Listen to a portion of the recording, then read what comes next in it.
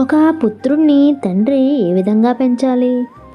పసివాడిగా 5 ఏళ్ళు వచ్చే వరకు రాజుగా లాలించి ప్రేమించి పెంచాలి.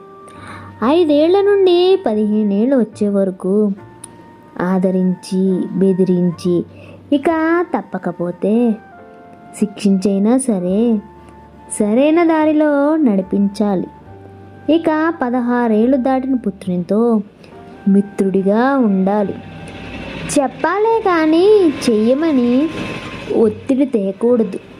పెళ్ళైన తర్వాత తన బిడ్డగా కాక కేవలం కోడలి భర్తగా మాత్రమే చూడాలి. అప్పుడు ఆ పుత్రుడు కూడా తండ్రిని తండ్రిలా చూస్తాడు, ప్రేమిస్తాడు, గౌరవిస్తాడు, హక్కున చేర్చుకుంటాడు. అర్థమైందనుకుంటా.